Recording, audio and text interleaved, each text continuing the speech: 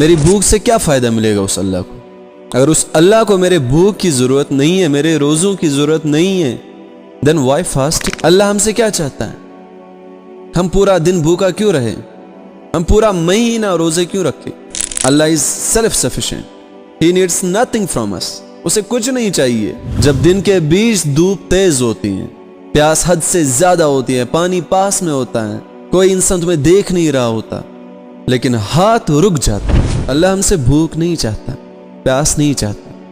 اللہ چاہتا ہے کہ تم بدل جاؤ، تم سدھر جاؤ.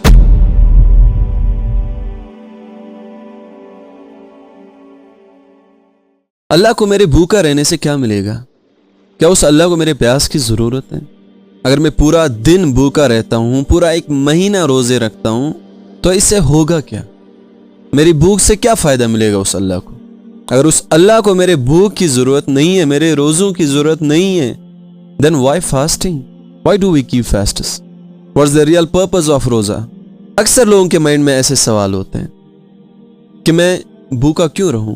صرف کھانا پینا چھوڑنے سے میں اللہ کے قریب کیسے ہو جاؤں گا؟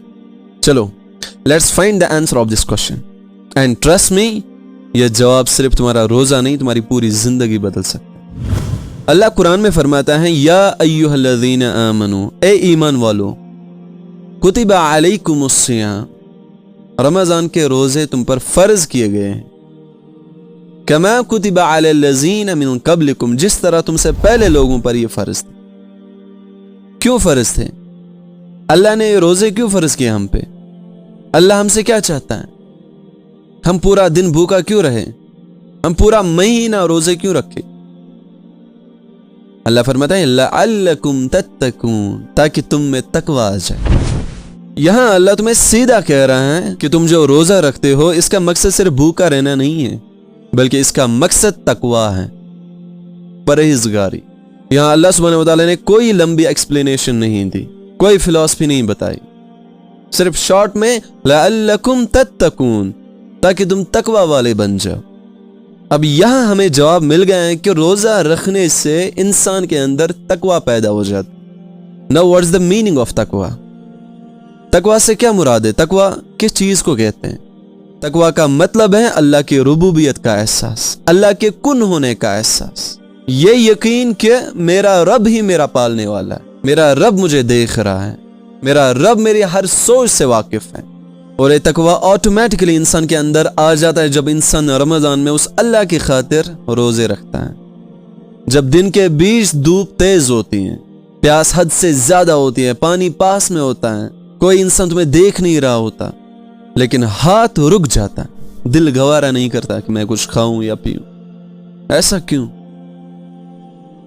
کیا یہی تقوی ہے؟ کیا اسی کو تقوی کہتے ہیں؟ بے شک جب کوئی نہیں دیکھ رہا ہوتا اس اللہ کے سوا، اور تم اکیلے ہوتے ہو، لیکن پھر بھی تمہارا دل تمہیں اجازت نہیں دے رہا ہے کہ تم کچھ کھاؤ یا پیو.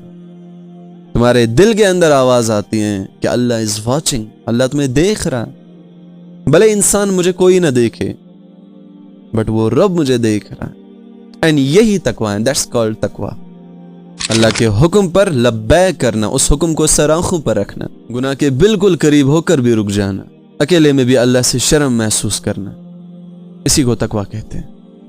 اور یہی وجہ ہے کہ اللہ نے ہم پر روزے فرض کیے ہیں رمضان کے، تاکہ ہم میں تقوی آ جائے، ہم پرہیزگار بن جائے، ہم متقی بن جائے، ہم اللہ کو ماننے والے بن جائے، ہمارے دل میں اس اللہ کا خوف پیدا ہو جائے. My dear brothers and sisters, just keep in your mind کہ اس اللہ کو نہ ہمارے بھوک کی ضرورت ہے اور نہ ہمارے کھانے پینے کی ضرورت ہے. اللہ is self-sufficient. He needs nothing from us. اسے کچھ نہیں چاہیے، وہ خود مختار ہیں، بلکہ ہم محتاج ہیں. روزہ ہمارے خود کے لیے ہے، اس اللہ کو ہمارے روزوں کی ضرورت نہیں ہے، یہ ہم خود کے لیے رکھتے ہیں. جیسے جم میں ویٹ اٹھانے سے ویٹ کو کوئی فائدہ نہیں ہوتا، ویسے ہی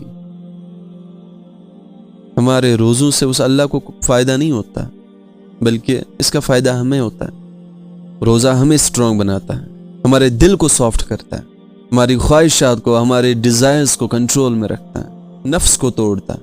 اللہ ہم سے بھوک نہیں چاہتا، پیاس نہیں چاہتا، اللہ چاہتا ہے کہ تم بدل جاؤ، تم سدھر جاؤ، تم اس اللہ کے بن جاؤ، تم گناہ چھوڑ دو، تم خطائیں کرنا چھوڑ دو، تم اس اللہ کے قریب آ جاؤ۔ روزہ تو ایک ذریعہ بنایا اس رب کائنات نے، ایک خوبصورت راستہ اس اللہ کے ساتھ کنیکٹڈ ہونے کا۔